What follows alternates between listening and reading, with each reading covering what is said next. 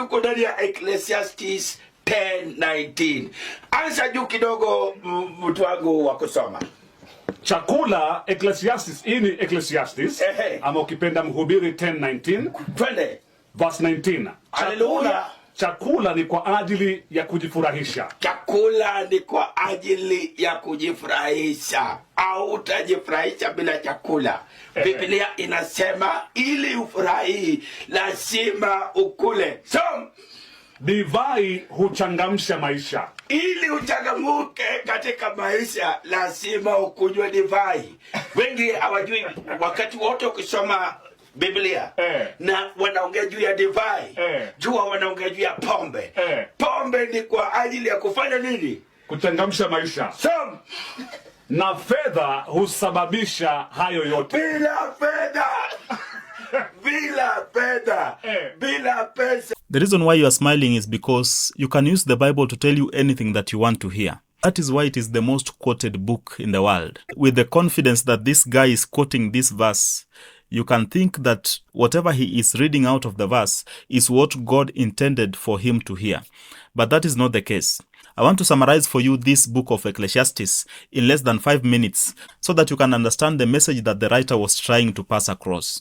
Now, you need to know that the guy that wrote the book is Solomon. We know Solomon, the wealthiest man to ever live, the guy with the most women, and the second wisest person in scriptures. Solomon wrote this book during his old age. He was looking back at his life, reflecting on the decisions that he had made, and looking at how he lived, he was regretting the choices that he had made in life. The good news about this book is that God used him as an example so that he could be a lesson for you and for me. So Solomon went through 5 experiments, and through these experiments, he came to a conclusion to each and every decision that he had made. So as he was trying to find joy, as he was trying to find happiness, the first experiment was wisdom. Through reading, through sitting with philosophers and trying to become the wisest person that ever lived during his time. He says, all this I tested wisdom, and I said, I am determined to be wise. So his determination was to be wise.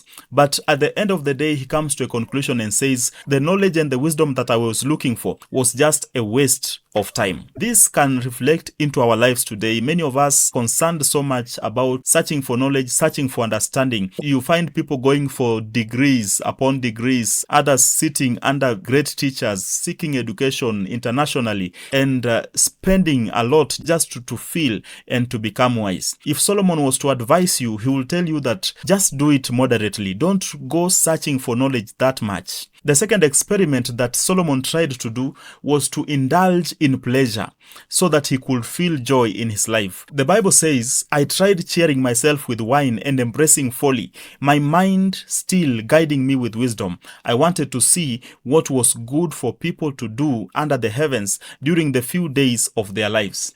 He tried wine. He tried eating food just for leisure and enjoyment, the way this guy is advising people to do. And because he had money, all these things he could facilitate them.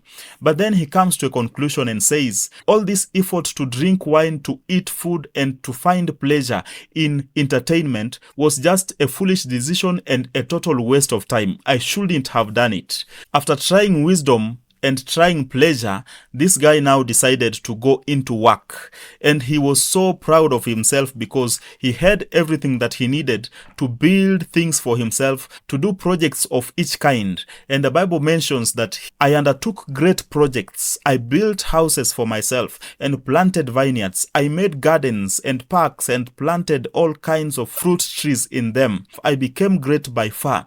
Anyone in Jerusalem before me. Yet, when I surveyed all that my hand had done and what I had toiled to achieve, you will find that all is vanity. So after doing all the work of his hands and doing great projects, and some he called by his name, this guy comes to a conclusion and says, what I did was foolishness. I shouldn't have wasted my time doing such great projects in my honor. After handling a lot of work for himself, he went a step further to amass wealth. So what did he do? He went around collecting gold, collecting silver. In pursuit of wealth, Solomon gives us advice and says, I also gathered for myself silver and gold and the treasure of kings and provinces, and no one would compare to him. That is Ecclesiastes chapter 2, verse 8. He reaches a conclusion and says, even that one also is also a waste of time.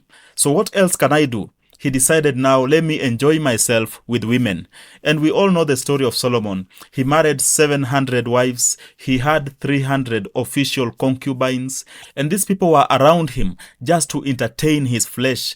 And he says that any man would want these things. But at the end of the day, he did not find joy in doing them. Now imagine a person going through all this and then you miss the point. And that is what this guy has done in this video. And that message, he is advising anyone that is listening to him to do the same.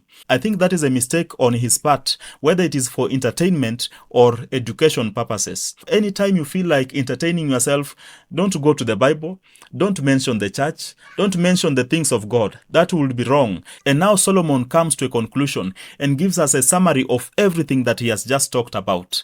In chapter 12, verse 13 and verse 14, he says, the end of the matter is this: all has been heard. Fear God and keep his commandments, for this is the whole duty of man. Verse 14 says, for God will bring every deed into judgment with every secret thing, whether good or evil. So that is the conclusion of Solomon. He says that if you want to do anything in this life, the first thing should be to fear God. The second thing should be to keep his commandments. And then he tells you that anything that you do, whether the thing is seen by people or it is not seen by people, these things will come before a righteous God that is the judge. And this judge will give the right judgment for each and every deed that you did, whether in secret or whether you did it in public. I think that is quite straightforward, and any man that wills to learn can learn from the story of Solomon. I would like to hear your opinion about this matter. Share a comment in the comment section. Like this video. You can share it if you think it can help somebody else, and also subscribe to the Glory of God. God bless you.